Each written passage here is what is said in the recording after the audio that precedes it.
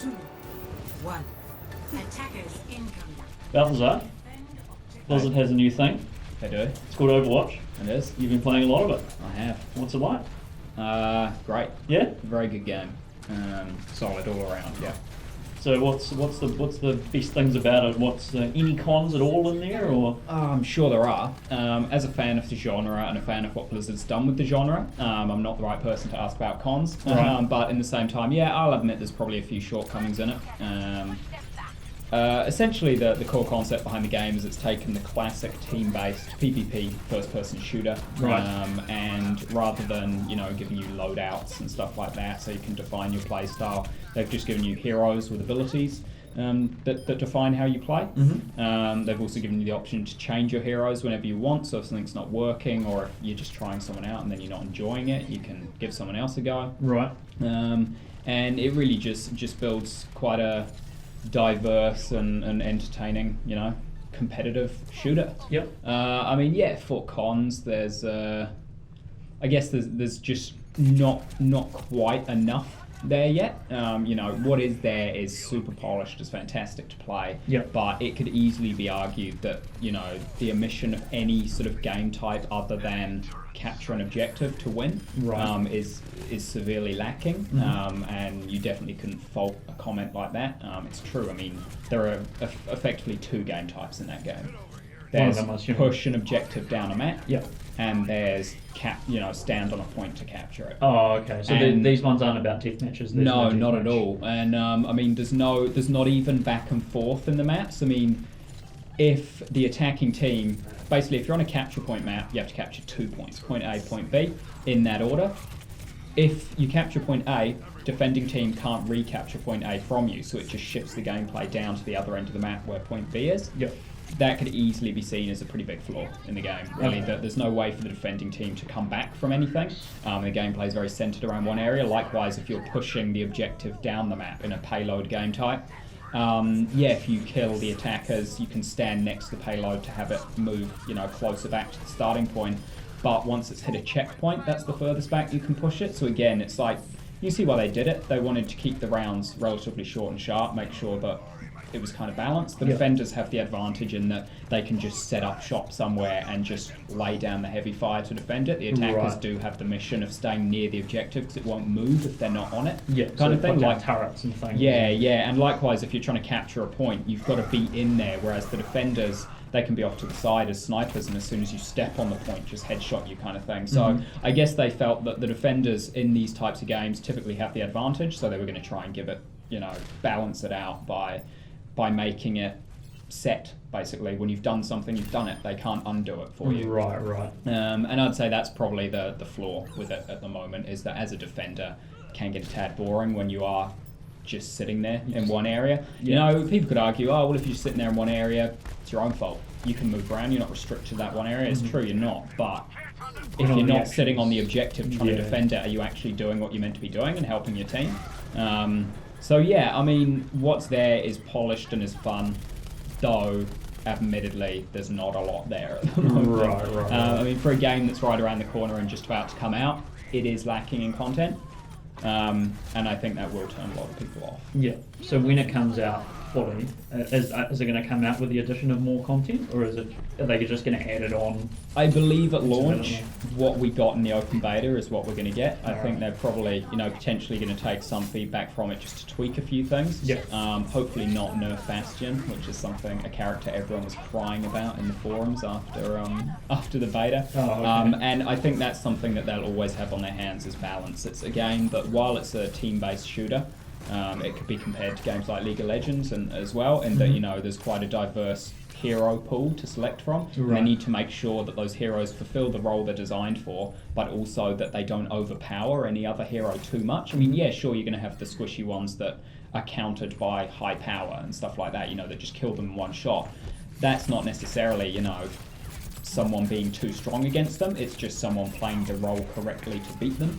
but I think they are going to be treading a fine line constantly of making sure something is balanced, and that, you know, and that's all. People are always going to be crying out about that. Yeah. And I think that's why at this stage the hero pool is at what it's at. I think there's 20 odd characters. There's a lot of characters to choose from, yeah. And so it's a good range. And there are a lot of people complaining around saying, or not complaining necessarily, but saying, there'll be one more when it launches. Like, we know there will. We really hope there will. Blah, blah. And I think what people need to bear in mind is just that even adding one character could drastically change everything. Yeah. So they really do need to make sure it remains balanced. The new character has a place that's clearly defined, that they're not beating everyone else within that place, and that everyone else remains viable. So I don't, to be honest, think we'll be looking at any new content for a while after launch. Obviously, when it launches, the player base will probably spike quite considerably with people who maybe couldn't get on in the open beta, or people who had access to closed beta so didn't play the open beta because they felt they'd had their fill until it actually launches. Yeah. I think we're probably going to see the most consecutive players that have ever been in the game when it actually launches. Right.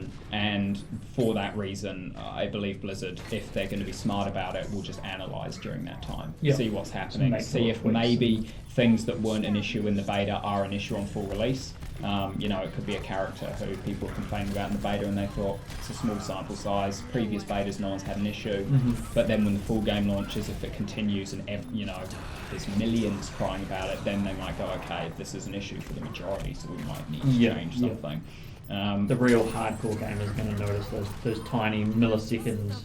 You know, the animation goes on longer than it should, or something like that. And you get killed in that tiny amount of time. So is it an easy shoe to fit from Team to sort of Team Fortress players? Yeah, I'd say it is. I mean, the ability to change on the fly, or not necessarily the ability to, because you could change your class in Team Fortress anytime as well, but the necessity to change your character on the fly might be something that they struggle with for a bit. Right. I mean, it is a concept that's not foreign, but, you know, isn't clearly defined in Team Fortress. You pick your sniper because you're good at sniping, you can snipe for an entire match, and you can be a benefit to your team the whole way through. You pick a sniper in Overwatch because you're good at sniping and you're on the attacking team and you're not able to keep up with the objective while you're constantly looking down your scope, you're not helping your team. You probably should change. So yeah, I mean, I'd say it's going to be an easy transition, but it's whether or not people want to make the transition. I'd say at this stage the biggest point is the content is a bit lacking with only 2 game types and sort of what I don't really want to guess because it seems like I'm lowballing it, maybe 8 maps. Right. Even though there's a few heroes, the maps and game types are what you're actually, you know, playing in and playing with. So seeing that small amount of content at that price tag, I think will turn a lot of people off. But essentially the way I look at it is how much you're going to get out of it. I'd say for me, you know, $40 for the standard edition on PC. 40 US, so what are we in New Zealand? 65 or something. Yeah, probably. You know, for the amount of time, considering I already got over 70 hours out of it in the beta, that's more than I get out of some single player games that retail for 120 over here. So for me, not an issue at all. Happy to pay that amount because I know that personally I'll get the enjoyment. And I think that's what people need to do. Not look at what's not there, look at what is there, and for them, is that enough to justify the price? And I'd say it is. If you're a fan of team-based shooters, Yeah, I mean, you look at games like TF2, which is free to play, and people have logged thousands upon thousands of hours into that, and you know, other games like MOBAs where there's just literally one arena. People don't really care as long as the core mechanics are good and the core gameplay's good. They don't really give a toss where they're playing, kind of thing. So I don't think the maps will be a particularly big issue. But it sounds like a really good game. I've played a limited amount of it. The sort of abilities. Does it ever get overwhelming trying to learn all these abilities presented in a well presented? I would say they're well presented. I mean, essentially the abilities tie into the role you're trying to play, and you only have a few with each character. You know, you've got your standard shoot, you've maybe got an off shoot on the right click, or the presumably R2 or something on a console, and then you've got your 2 regular abilities and then your ultimate abilities. So you're only looking at 3 abilities per character, and you can at any time bring up the quick hero help menu to look at what your 3 abilities are and what they do. Typically they synergize well with how you should be playing that character, so they make sense if you're in the right mindset for that character. And so even though there's 20 odd characters, you may be like, oh, I won't remember all these. You will play one round, you'll remember exactly what that character does. Play the next round with a new character, try everyone out, and you'll know everything. Yep. And I think that's an important thing to note as well. Try every character. You may, love tanking or love sniping, and so that's what you go for first. But the only way to really, truly, effectively perform your role is to know what you're facing. And the quickest way to do that is just play around with each character. When you know their ability set up, you know what they can and can't do, and that's how you counter them. And that's another thing, that Blizzard themselves have done to encourage diversity within the game is making that an option. Play everyone. Mm-hmm. There's no reason not to. And maybe you'll find someone you love and you'll try them out more. Yep. So the whole roster is unlocked from the get-go. Yep. So I mean, that's a core part of the game. There's no. It's important to note there's no progression. Mm-hmm. You have account-wide progression. You level up to unlock cosmetics.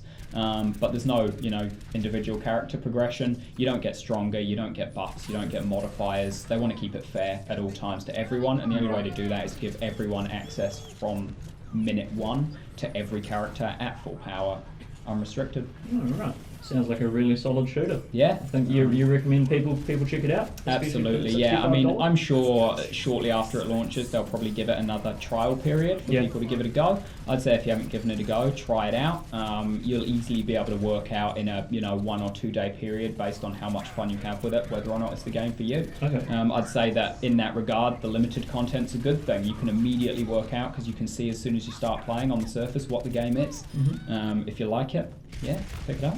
Awesome. $65 on Steam, I would assume, around that price point? It's not on Steam. It's not on Steam? Blizzard Launcher only. Aha. Blizzard don't release their games on Steam. Right. Blizzard Launcher, much like Steam, free download, has their catalogue of games. So just download that, have a look. Or on console, I would assume it'd be regular old price point, 85, whatever. Something pumped up because you can't pirate, so you have to pay whatever they charge you. Absolutely, but it sounds like something worth the price, so it's probably worth the investment. I would say it's worth the price. If you're a fan of shooters, or even if you're not and you're just a fan of team-based games and you feel like there's just not quite been the right one for you yet. Mm-hmm. As you've said yourself, Abe, online players can be tossers sometimes. Yep. I mean, it's got a good community so far. It's a relatively easy game to pick up. Which means that you're not going to get too much rage or flame if you're doing things wrong. Mm-hmm. Absolutely, give it a go.